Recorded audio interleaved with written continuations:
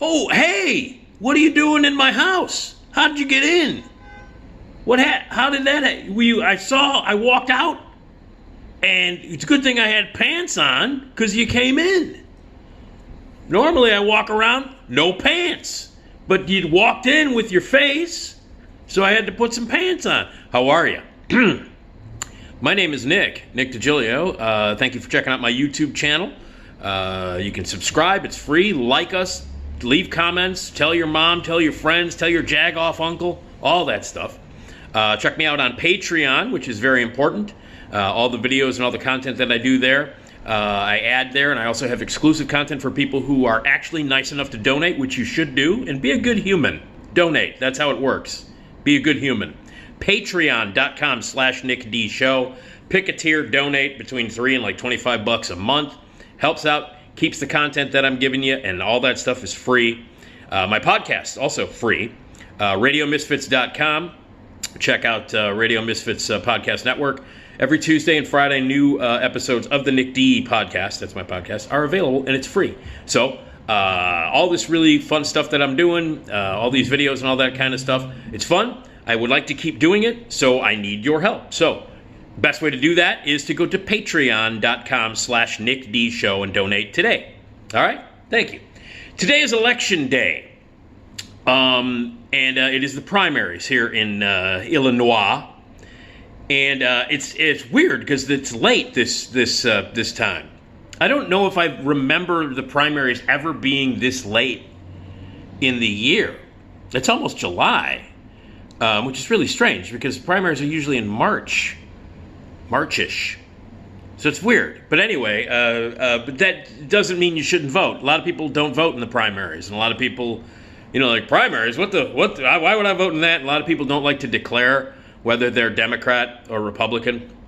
So that keeps people away. But you should vote. You should definitely vote. It's very important, especially after what the fuck happened in this country on Friday. Vote, and vote those dickheads out and do something about it. We have to take power back. Some really awful shit has been happening in this country since November of 2016, when the world ended, basically. So get out and vote. Today is election day. It is the primaries. It doesn't mean like, blow it off, I'll vote in November. Vote now. If what happened with the Supreme Court this past Friday does not get you to go out and vote, I don't know what will. Honestly, I don't know what the fuck will get you out to vote. If the horrible, horrible setback to this country happened on Friday, is that not an incentive for you to get out there and do something to make sure that there is change? Jesus, if that doesn't get you riled up, nothing will. So anyway, it's election day, so I thought I would talk about my favorite political movies. Now, there's a very wide umbrella. Political movies fall under, there are so many different kinds of movies that fall under the vast umbrella of political movies. There are a lot of movies that aren't necessarily about politics that have a political bent to them. There are movies that are political on a subtle level that aren't necessarily overtly political. And a lot of films, a majority of movies do have some sort of underlying political statement that the writers or the directors, the filmmakers in general, want to make, that they instill into that movie. But I'm talking about movies that are about politics, that overtly deal with politics. And I thought on this election day, here in Illinois, where you should go out and vote, I would share with you my favorite political movies. Some of them are more political than others on the list. Some of them are more overtly about politics. But they are, at their core, these movies are all political movies. And these are my favorite. Now, I know I'm going to be missing a lot of them because there are a ton of movies about politics, of political movies that are out there that have been made. There are a ton of them. And again, I would love you to share them here on my YouTube channel. Leave your comments. What are your favorite politics, movies about politics or political movies? Leave your thoughts here. Or better yet, leave them on the Patreon page after you donate. I'm going to bug you about this until you fucking donate. It's $3 a month. That's a Heath bar and a glass of milk. You can afford that. Patreon.com/Nick D Show. Donate right now, or I'm going to continue to bug your ass. But anyway, so these are just personally mine. And I know I'm going to be missing a few, and I do want to hear from you.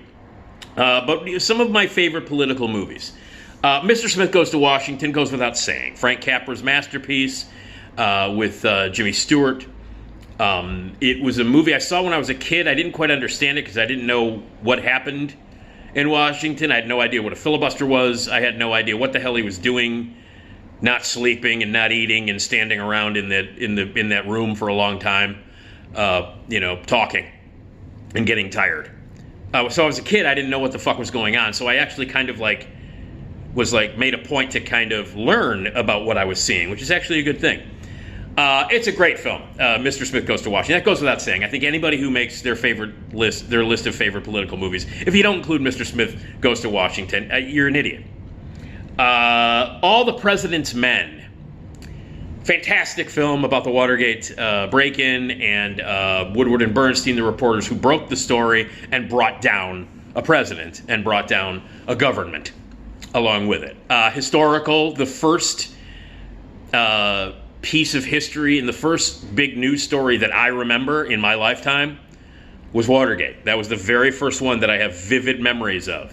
Watergate happening, the Watergate hearings. I have memories of. I have a very, very slight memory of the moon landing, and I remember seeing footage of Vietnam on TV. But the first big news story that I became very aware of in my lifetime was Watergate. All the President's Men, a great thriller. Alan J. Pakula directed it. It goes without saying. It's a legendary movie in that you can't make a list of great political movies, and also great movie about journalism. One of the best movies ever made about journalism. Is The Contender from 2000 with Joan Allen. Jeff Bridges, by the way, fantastic in that movie. Got himself an Oscar nomination. About a woman running for president. It was smart, anchored by a remarkably awesome performance by the great Joan Allen. A really clever movie, a funny movie, great satire, and also a really potent film about what goes into campaigning and what goes into being, part of politics. Speaking of campaigning, The Candidate with Robert Redford. Robert Redford has made a lot of political films, over the years. Very political guy, made a lot of statements and things like that. The Candidate is one of the best movies ever made about campaigning. It has one of the best final lines ever in any political movie ever. What do we do now? This whole movie is about this guy, this outcast young dude, bucking the system, going against the grain, being the underdog of underdogs, running for this political office, and then he wins at the end. Sorry, I ruined it, but, the movie's fucking 55 years old, so I think you should, it's that's not 55 years old, but it's about 50 years old, this movie. You should have seen it by now. Peter Boyle, awesome in it. The Candidate, another one.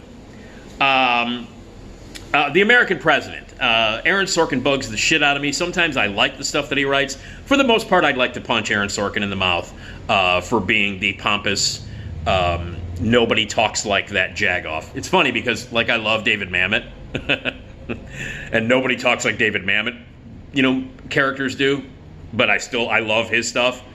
So it's a matter of taste because I don't like Aaron Sorkin. I can't stand the way he writes and blah, blah, blah, blah, blah. But I do like The American President. I think it's a sweet movie, mostly because of Annette Bening.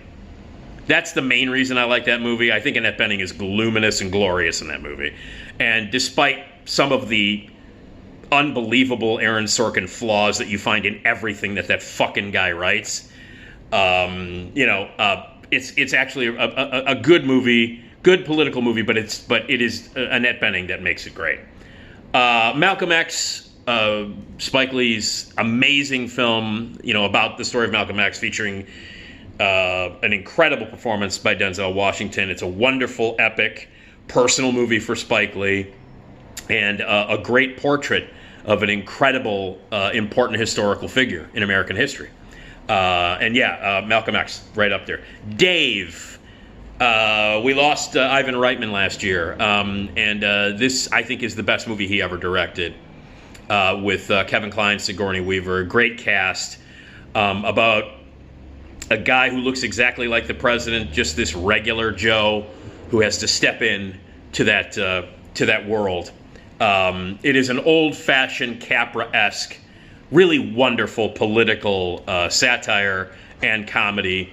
It's great. Great performances, great all the way around. Terrific script, and really well directed. So Dave is one of my favorite. Charlie Wilson's War.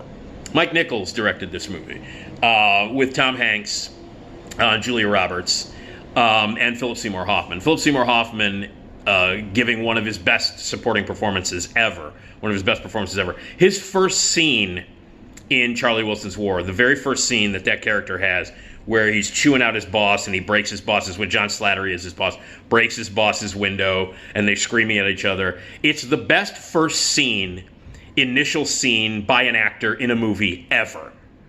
And it's not a great movie. It falls apart, ends very abruptly.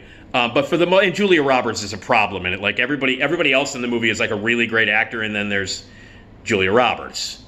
So like there's all these amazing actors giving these amazing performances throughout the entire movie, and then every time Julia Roberts shows up, you go, oh, I forgot Julia Roberts is in this movie. But yeah, Charlie Wilson's War. Solid, very entertaining, nicely directed by Mike Nichols with great performances, especially Philip Seymour Hoffman. The Manchurian Candidate. I like both of them. I like the Jonathan Demme remake. I don't care what anybody says. I think it's solid. But the original, John Frankenheimer, with Frank Sinatra, Angela Lansbury, that is a great movie. Dark, twisted political satire, came out at a very specific time and then was kept on the shelf for a long time because of the assassination of Kennedy. Kennedy's assassination. That movie was buried for 30-some years because Sinatra's family didn't want it to be out there. And then it came back in the late 80s, and now, of course, it's a classic and was remade by Jonathan Demme. The Manchurian Candidate, a great film. I really like The Post, Steven Spielberg's movie from a few years ago with Tom Hanks and Meryl Streep. I mean, everybody's in it. The cast is insane. I like it a lot. It's right up there with All the President's Men as not only a great movie about journalism, but a great movie about politics and journalism. Great movie. The Post. All the King's Men, Broderick Crawford, was remade terribly with Sean Penn about 15 years ago or so. But the original, All the King's Men, really terrific. Again, dark satire, very bold statement about politics. All the King's Men, Broderick Crawford, completely different dudes. Broderick Crawford in that one. And then, let's see. This is it. Now it leads to my five favorite political movies. These are my 5 favorite political movies. And I guess I will they're not in any order. Dick is, I guess, my first of my 5 favorite political movies. These are my top 5 political movies. Dick, which is Andrew Fleming's brilliant Watergate satire, which features Michelle Williams and oh Jesus Christ, why am I blanking on her name? It's Michelle Williams and hold on a second, Kirsten Dunst. You see how I did that? You see the magic of how you can the time-space continuum? I was in a different multiverse. You know that multiverse movies are shit, except for the new Beavis and Butthead movie. Anyway, it's Michelle Williams and Kirsten Dunst, and they play these two sort of airheads who get involved in the Watergate scandal to help bring down, Nixon. It covers everything. It covers the whole Watergate thing, but it does it in a very hilarious and political way. Not only is it a really funny movie, Dan Hedaya, by the way, the great Dan Hedaya playing Richard Nixon in the movie. Not only is it hilarious, but it's also sweet and funny and a very feminist film. A really great feminist movie. Dick, great movie. That's number 5. And again, no order. Number 4, A Face in the Crowd with Andy Griffith, Elie Kazan's unbelievably dark, unbelievably twisted political satire, surrealistic, over the top, insanely potent, and as effective and as important now as it was then, even more so, especially since the horse shit that went down with Trump. This movie plays like, when it first came out, and for many years, it was sort of this outrageous sort of satirical film that could never happen. It was this crazy satire, like, wow, what a wild, insane movie where they take this idiot, this moron, and they turn him into this viable candidate for a big office, and then he turns into a wildly insane, power-hungry maniac. And he started out as just this simpleton dork who suddenly became like this insane, powerful, completely deranged politician, who not only gets elected, but it's terrifying. And this movie, back when it first came out, was like, wow, this is as completely, this could never happen in real life. This is an unbelievably over-the-top satire. Well, now it's a documentary. Thanks to the bullshit that happened in 2016. Now, Facing the Crowd, you watch it and you go, yeah, I remember that can happen in this country. So Facing the Crowd, Andy Griffith, amazing in it. And it's an incredible movie. And visually, jaw-droppingly beautiful. A great film. Bulworth. Oh my God, do I love Warren Beatty. I love Warren Beatty. I don't know if you know this or not. I love and worship Warren Beatty. One of my favorite Hollywood people of all time.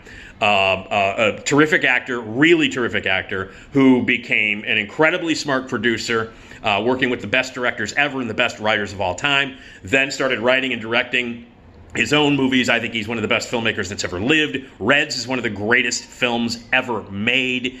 He is responsible for some of the smartest, most political, most important American movies ever made as either star, producer, writer, director, or all of those things.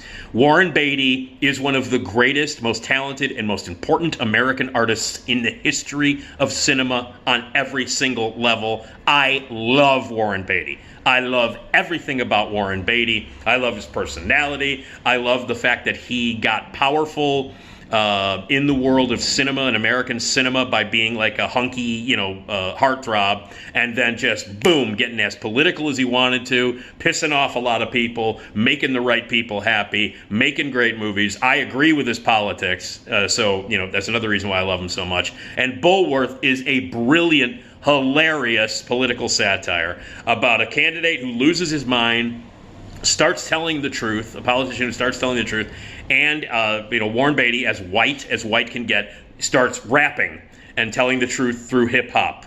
Amazing concept, brutal satire, like really brutal satire. And again, I agree. I happen to be very left in my leaning, and so Warren Beatty's politics is very agreeable with mine, and the potent statements that he was making in Bulworth are brilliant. I think Bulworth, amazingly underrated movie as well. People liked it when it came out. It did okay, and it caused a little bit of a stir, but I think it's an important film, just like 95% of the stuff that Warren Beatty has done in his career. It's not only entertaining and smart and brilliant, but it's also potent and important and politically brilliant. Bulworth. Let's see. Okay, so I got that. There's two more left. Okay. Election, which is about a high school election. Alexander Payne, the brilliant, the incredible Alexander Payne, one of the greatest writer-directors ever in film history, who has written some of the best, funniest, most heartfelt satires and some of the darkest satires of all time. Citizen Ruth and Sideways. And Election. I mean, there are just so many. The Descendants. It goes on. Alexander Payne is one of the great Nebraska, for Christ's sake. It just goes on and on. Alexander Payne, one of the greatest writer-directors of all time. And Election is a brilliant movie. Matthew Broderick, never been better. Reese Witherspoon, by the way, and this was back in 1999, so we're talking over 22 years ago. It's still the best movie it's best performance she's ever given. Ever. And Reese Witherspoon has obviously gone on. She was just a kid when she made this movie, and now she's obviously gone on, become like a very powerful producer and writer, and has directed stuff and appears in a bunch of things and has her own production company and makes the stuff she wants to make, and it's all good. It's all really good. She's won an Academy Award. She's never topped her performance in Election, ever. And Matthew Broderick is amazing in it. Chris Klein is unbelievable in it. It is sharp, fucking funny as hell, dark, twisted, as Alexander Payne-ish as you can possibly get. So Election, which is my second favorite political movie of all time. Election, so funny, so brilliant, so important. Election. All right, my favorite political movie of all time is Primary Colors. Primary Colors, based on the book by Anonymous, which was basically about Bill Clinton and the campaign, and the experiences of being on the road during that presidential campaign and what happened and all the stuff that happened. And then obviously, as we know, Bill had a little problem keeping it in his pants, and did some things. But it is a movie, again, written by Elaine May, directed by Mike Nichols. Right there, those credits alone. It was written by Elaine May and it was directed by Mike Nichols. It automatically is great. I don't give a shit. Before I saw it, I knew it was going to be great. Without even seeing it, without even having seen it, I was like, oh, it's written by Elaine May, it's directed by Mike Nichols. It's great. I can give you a review of the movie before I see it, and it's great because it's Elaine May and fucking Mike Nichols. And it is, I think it's the best film about politics, the best political movie ever made. John Travolta has never been better.